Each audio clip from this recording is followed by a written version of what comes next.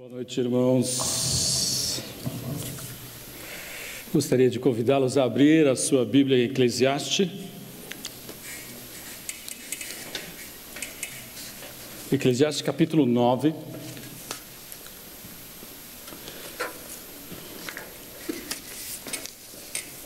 Capítulo 9, versículo 10.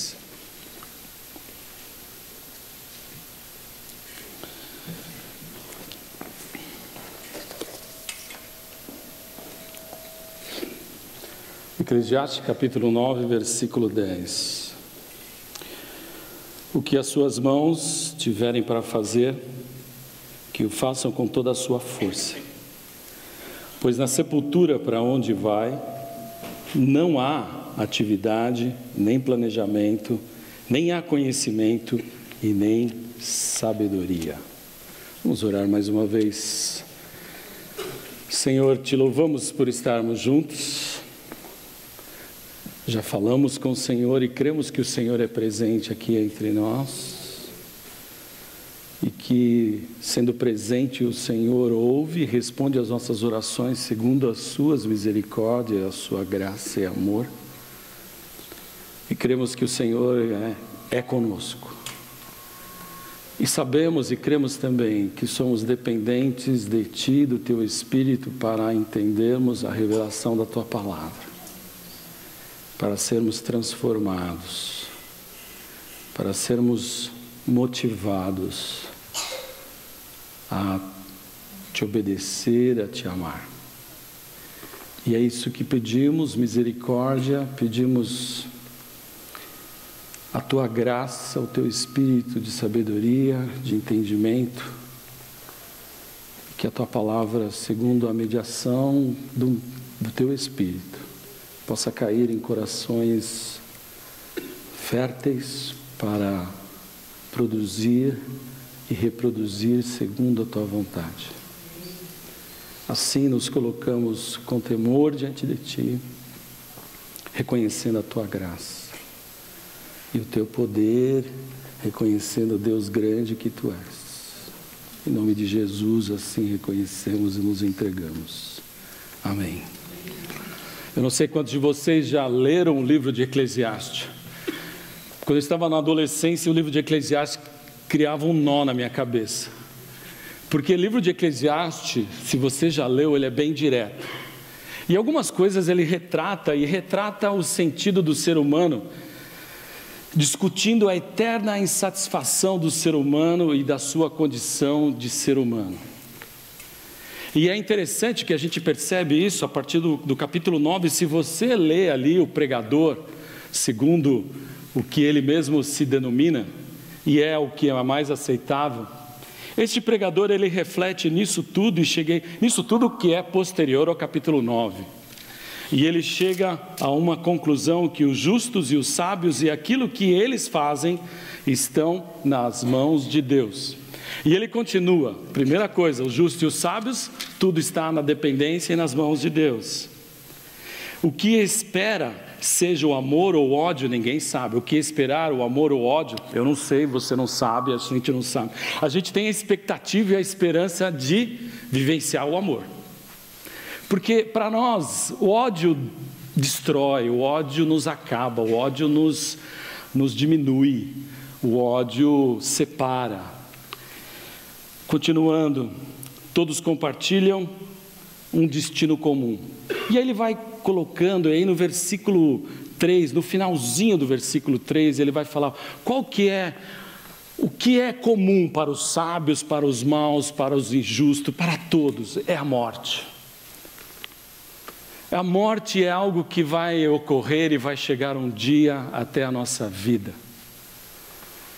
O ano passado eu estive fazendo um trabalho junto com a matéria ali na pós da teológica, e no final do curso nós estivemos falando analisando que hoje em dia nós não temos e não conversamos sobre a morte. Parece que a gente tem um medo muito grande de conversar sobre a morte.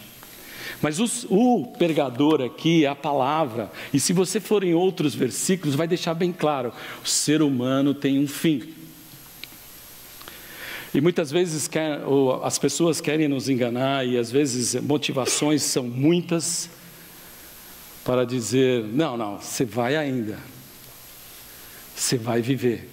Eu sou do tempo que funeral se fazia em casa, as crianças correndo no meio do caixão, aquele negócio, eu não sei quantos de vocês lembram disso. E toda a vizinhança ia ali. Hoje em dia parece que as coisas são mais escondidas e a gente quer proteger as crianças e nem fala, e muitas vezes a gente nem conversa sobre isso. Mas o que é fato, e é um segredo, e é o que a gente aprende logo com esse capítulo, neste versículo, é: a morte é certa. E ele é interessante que ele fala assim, olha, lá na sepultura, você não vai ter atividade. Você não vai ter planejamento, lá não tem conhecimento, não tem sabedoria. E se você continuar no capítulo 9, a partir do versículo 5, os vivos sabem que vão morrer, mas os mortos não sabem, porque já está morto. É interessante, né, como ele trata isso, ele trata essa questão da vida como ela é efêmera, e tudo que a gente faz é algo que não tem, parece que não tem, na verdade ele coloca de uma forma que, se a gente for analisar, é sem sentido, porque a gente corre, e um dia se acaba. Nós somos transitórios e vivemos num mundo transitório, e é interessante que ele vai colocando vaidade, trabalho e debaixo do sol. É o sentido da vida. E ele chega a colocar para nós que o sentido da vida, abordado sobre uma ótica da vida que vale a pena ser vivida. Mas se você chegar até o capítulo 9, você vai falar, não pode. Não pode ser que a vida tenha sentido. Que a vida é uma sucessão de fatos com sentido ou sem sentido. Vaidade aparece 35 vezes nesse livro, e quer dizer, é uma coisa que é uma bolha de sabão. Não sei quantos de vocês já brincaram com bolha de sabão, ou com você mesmo, ou com seus filhos. É algo que é muito frágil. Enquanto está no ar, ela tem um percurso e um tempo determinado, mas se ela bate em alguma coisa, ela acaba.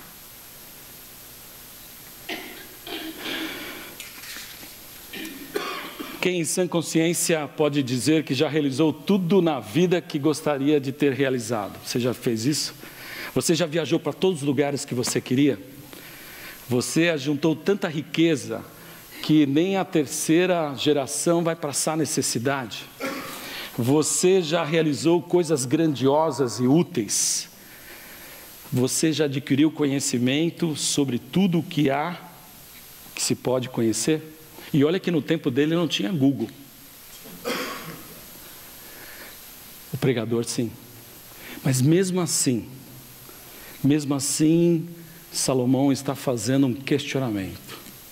Mesmo assim, ele faz um questionamento para dizer que o mundo é imprevisível. E no capítulo 9 a gente percebe isso. E aonde vivemos, a gente faz planos, como diz Tiago, mas a gente não sabe o que vai acontecer amanhã. O pastor mesmo compartilhou que ele fez planos, na terça-feira ele foi pego no contrapé. O filho ficou doente, passou 2 dias na UTI, e os planos e os planejamentos que ele tinha foram por água abaixo. Teve que se refazer, e você percebe que a dinâmica da vida é muito disso. Nós jovens, nós não, eu já estou mais velho que vocês. Eu convivo muito tempo com o pessoal ali, e eu acho que eu também sou da parada, né? Não sou não, eu já estou dobrando a esquina, na verdade. Mas os jovens, adolescentes, por ter expectativa, esperança, falam, a morte não me pega, eu vou planejar e sonhar. Mas está acontecendo uma coisa estranha no nosso mundo hoje em dia. O índice de suicídio tem aumentado muito no meio dos adolescentes e jovens, e até mesmo crianças. O sentido da vida Parece que é algo que nós humanos procuramos de uma maneira muito... A gente procura com todas as nossas forças, porque é isso que vai direcionar a nossa vida. Porque você não quer viver uma vida sem objetivo. Alguns dizem que para você morrer você precisa casar, plantar uma árvore, casar não, ter filhos, plantar uma árvore e escrever um livro. Eu nunca vou atingir esse objetivo. Plantar árvore até planto, ter filho tenho 2, mas escrever livros, só um milagre dos céus. Eu tinha um amigo, na verdade fazia parte da igreja, que ele escrevia livros e teses de uma maneira brincando. E eu admirava e admiro muito essas pessoas. Agora, o pregador ele coloca o que tem nas suas mãos. O que você tem nas suas mãos para fazer hoje? Dormir, ir com a esposa ou com seus filhos até em casa. E durante a semana, o que você tem para fazer? Que vão aparecer, são oportunidades das quais vão aparecer na sua mão. Tem algumas versões que falam assim: aquilo que aparecer nas tuas mãos, faça-o segundo as suas forças, ou segundo a sua capacidade.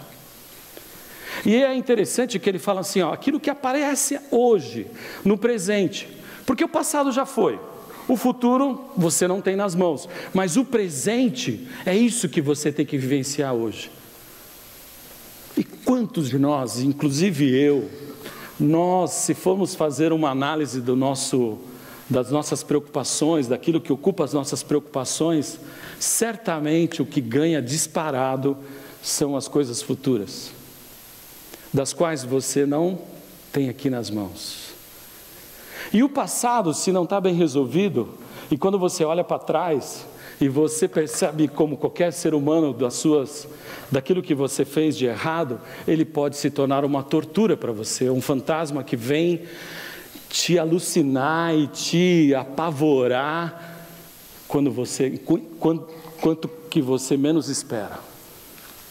E o presente? Muitas vezes o presente passa e nós, por estarmos preocupados com o futuro ou olhando para o passado, não nos preocupamos em realizar aquilo que Deus tem nos dado nas mãos.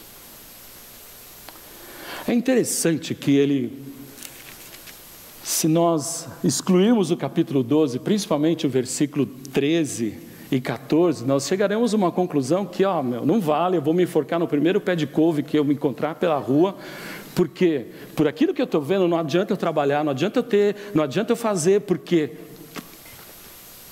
é vazio.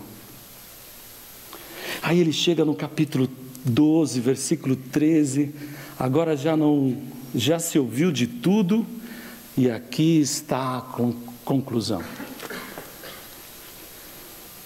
Tema a Deus e obedeça os seus mandamentos, porque isso é essencial para o homem. Tem algumas versões que diz que isso é o que o homem deve fazer.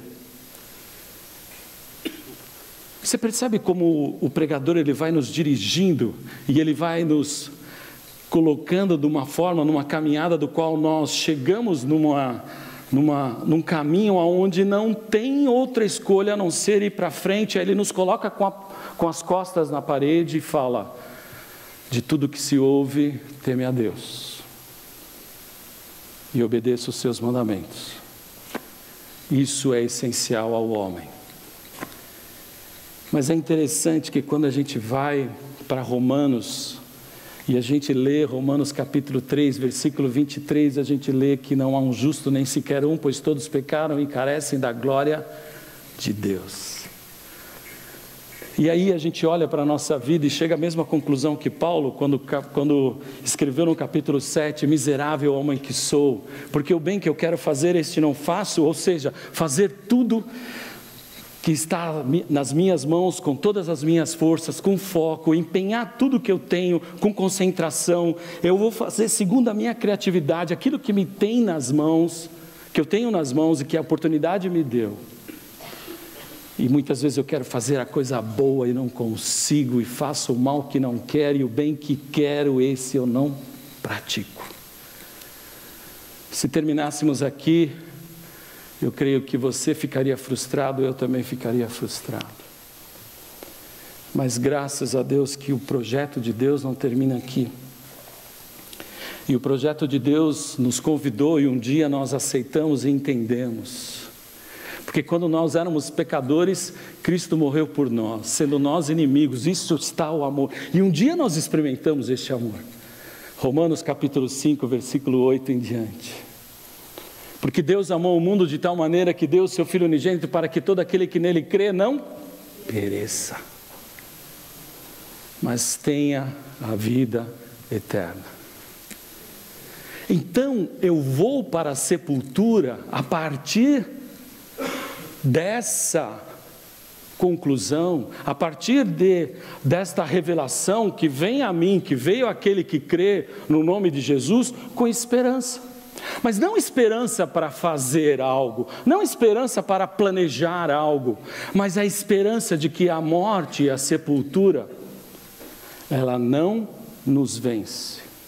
E que o sentido da vida está naquele que morreu na cruz.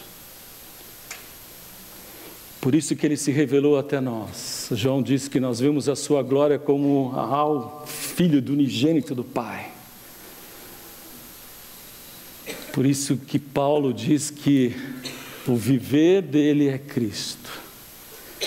E é interessante que não somente Paulo, mas outros também, como Pedro, que passaram e vivenciaram essa realidade.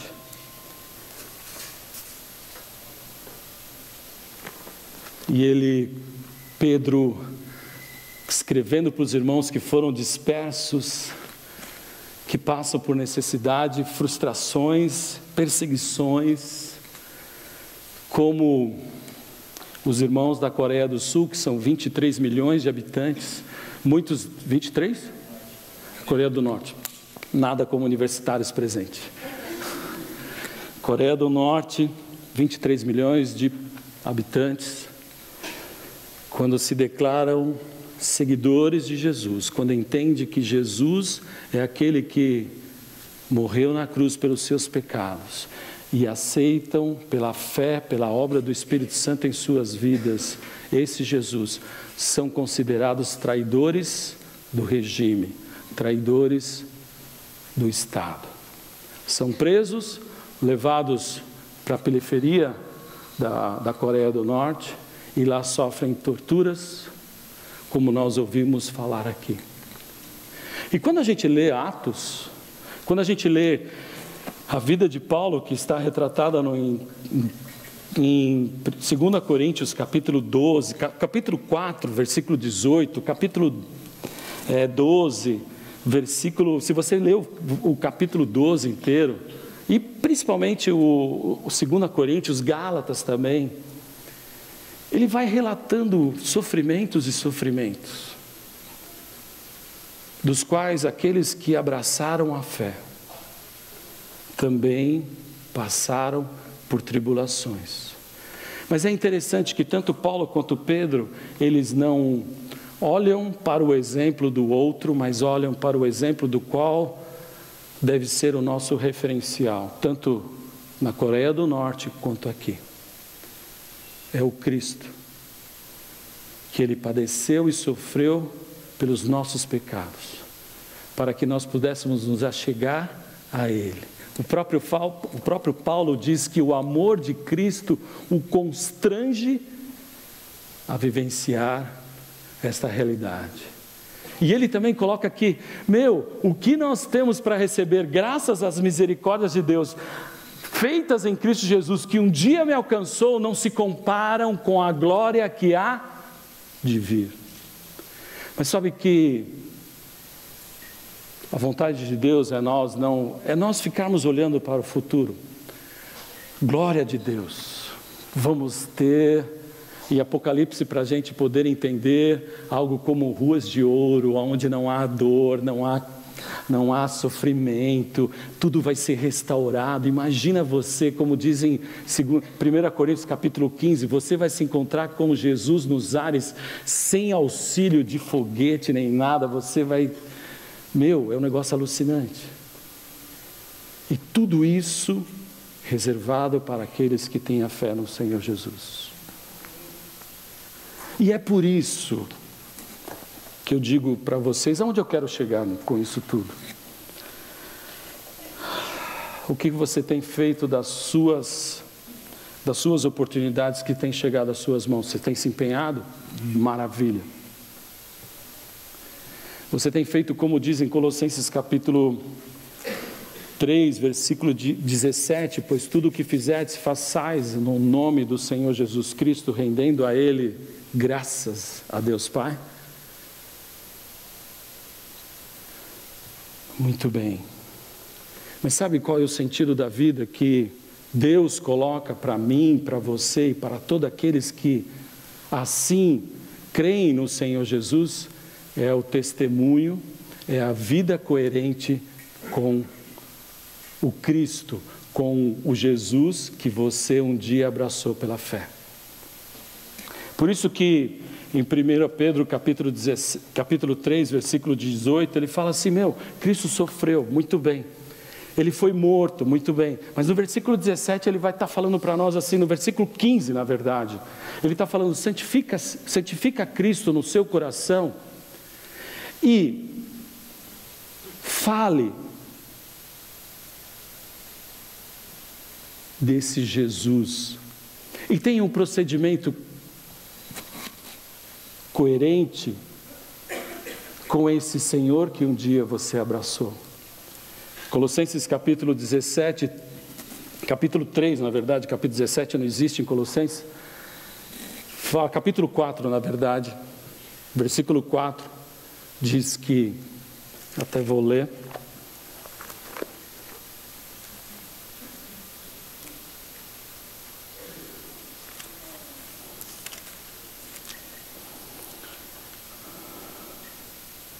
Versículo 5. Sejam sábios no procedimento para com os de fora, aproveite ao máximo todas as oportunidades.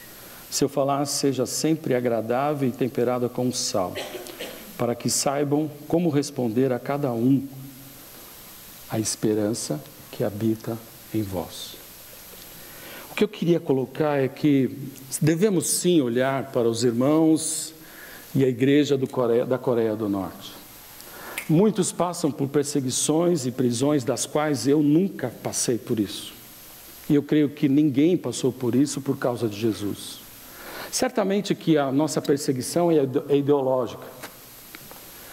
Certamente que a nossa perseguição vai te colocar para escanteio, vai te excluir de um certo esquema, se você assim deseja andar na retidão, no caminho do Senhor. Certamente que a sabedoria você vai ter de enfrentar e buscar a Deus, para quando as oportunidades vêm, para que você manifeste a graça de Deus, você manifeste segundo a vontade de Deus, das quais você muitas vezes vai ter que renunciar o ganhar mais, renunciar o falar a mentira e falar a verdade e sofrer as consequências.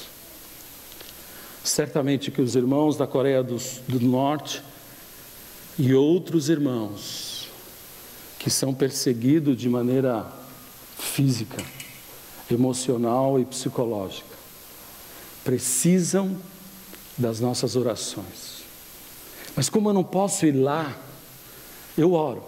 Como eu não posso ir lá, como o Guilherme mesmo disse, vamos ofertar, vamos dar aquilo que podemos. Mas e a nossa realidade? A nossa realidade, eu volto para o capítulo 9, versículo 10. Quais são as oportunidades que Deus tem dado às suas mãos? Se você resume a sua vida nas oportunidades que você tem, na parte cognitiva, ou seja, de estudo, ou daquilo que você realiza com as suas mãos, sinto dizer que é muito pouco. Muito pouco.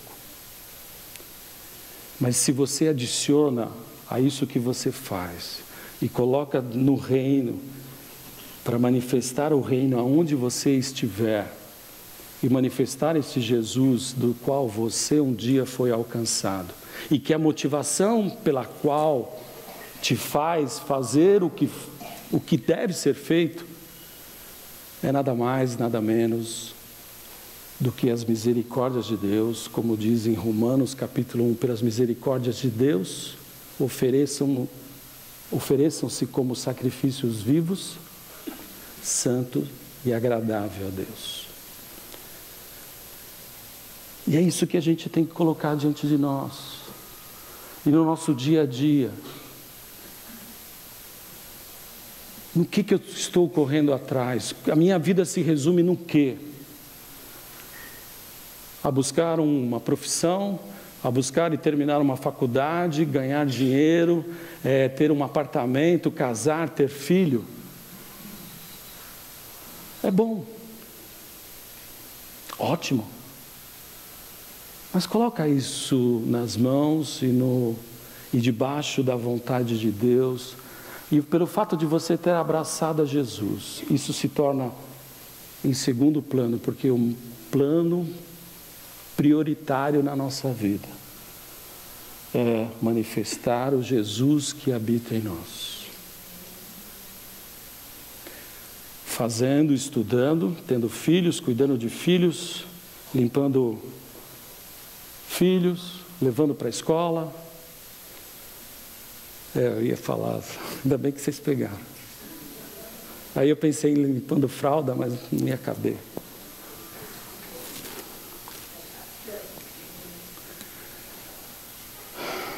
No que resume a sua vida. E quando eu falo para vocês, eu estou aqui, no que resume a minha vida. Às vezes parece que a gente corre atrás do vento, né, irmãos? E quando a gente coloca na balança, parece algodão doce, ou como o vento. Eu não sei quantos de vocês já comeram algodão doce. Se aperta, é desse tamanho, aí fica... E se você continuar na sua mão, ele derrete. E vai. Por isso que Deus, através da sua palavra, nos exorta, nos chama, nos convida, nos faz e fala assim: Senhor, irmãos, tende o mesmo sentimento que houve em Cristo Jesus. Irmãos, ofereçam a sua vida como sacrifício vivo diante de Deus. Por quê? Porque nisso nós encontramos o sentido da vida. Encontramos o sentido da vida como aqueles irmãos que são perseguidos, mas não se calam. Encontramos sentido da vida como Paulo, Pedro e outros que foram, se você ler Hebreus capítulo 11, foram mortos. Inclusive chega no final, ele diz que o mundo não era digno deles.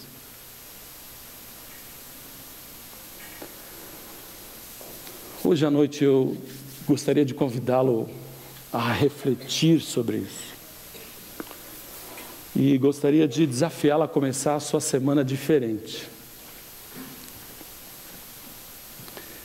Diferente no seguinte propósito: Deus, o Senhor é tudo para mim. O Senhor me salvou e me deu uma viva esperança. E tudo que eu tenho, filho, escola, faculdade, oportunidade de estudar, conforto, isso é do Senhor. Mas eu quero ter mais sentido na vida e por isso eu quero me colocar diante de Ti e fazer a Tua vontade e aproveitar as oportunidades que o Senhor me enviar. Porque eu creio que o Espírito Santo há de me dar sabedoria, palavra e vai falar por mim. Torne o sentido da sua vida mais significativo. Não corra atrás de coisas que um dia vai terminar, um dia você vai levar com você. Eu não estou dizendo que isso não tem a sua importância, mas ela não deve ocupar a prioridade da sua vida. E com o poder que vem do Espírito Santo que habita naqueles que um dia aceitaram Jesus e tem esse Espírito Santo habitando em si, vivencia essa realidade a partir deste poder. E como diz em João capítulo 15, começo do versículo 1, 2 e 3, ele chega: olha, eu sou a videira verdadeira e vós sois os ramos. E você, para produzir, você, ramo, para produzir fruto, permaneça em mim. E como é difícil permanecer, né? Permaneça em mim. Porque permanecendo em mim, vocês vão dar frutos, e frutos que permanecem. Como diz o pregador,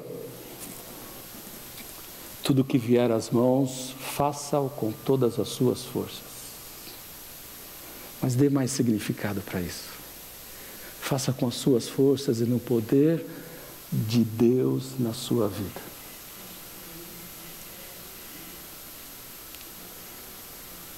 E olhe para os irmãos da Coreia como outros países, como motivação, como algo que te dê motivação para você olhar para a sua vida e falar, meu,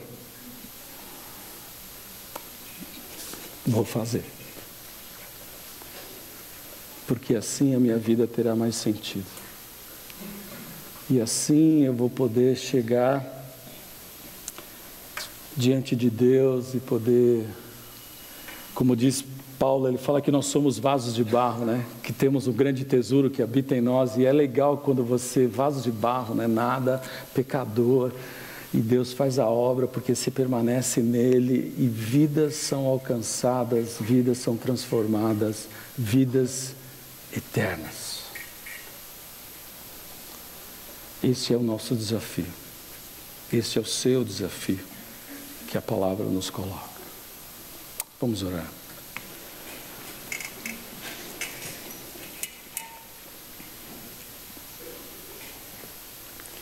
Eu queria convidá-la a orar, falar, Senhor, qual é a oportunidade que eu tenho amanhã? Ou qual a oportunidade que eu tenho hoje que o Senhor vai me colocar nas mãos? Ou então você vai reconhecer, Senhor, o Senhor tem me dado tantas oportunidades, mas eu tenho feito meia boca, eu não tenho percebido, eu tenho estou mais preocupado com as minhas coisas. E às vezes nem vejo sentido na vida e a vida está passando. Mas eu quero colocar diante de Ti, eu quero fazer segundo as minhas forças e a capacidade que o Senhor me deu, porque o Senhor habita em mim. Ó Deus, eu quero fazer aquilo que o Senhor me der de oportunidade, talvez seja com seu filho, com a sua esposa, talvez seja com seu amigo lá na escola, no trabalho, talvez seja alguém que Deus vai trazer do nada. Muitas vezes já aconteceu isso comigo. Do nada Deus trouxe e você é instrumento de graça, de manifestar o poder, de manifestar o plano de Deus, esse Jesus, de falar dessas boas novas. E é isso que Deus quer, para que você cada vez mais vivencie o sentido da vida.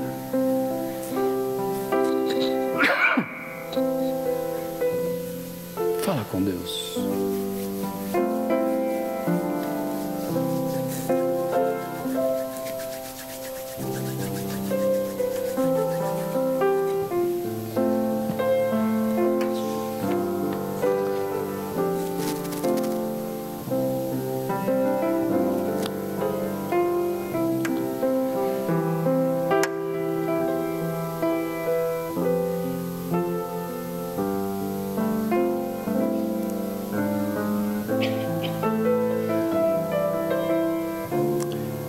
Senhor,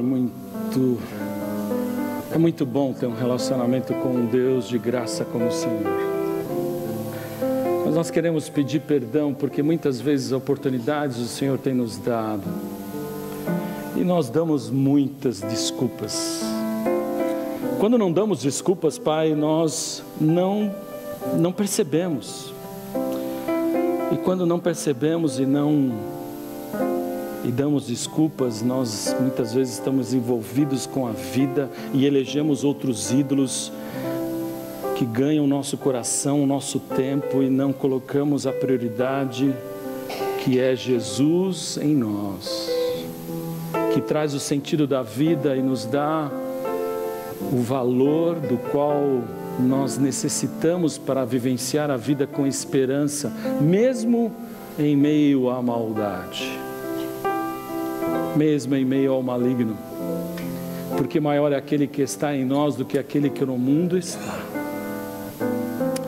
Senhor, por misericórdia, Pai, abra os nossos olhos, o nosso coração seja despertado para fazer tudo aquilo que o Senhor nos dá de oportunidade com toda a força, com foco, segundo a capacitação que o Teu Espírito e que o Senhor nos dá, e vivenciando essa realidade do qual muitos já vivenciaram, com a motivação e motivados pelo Teu amor e pelo Cristo que sofreu e morreu e ao terceiro dia ressuscitou, o Cristo Jesus.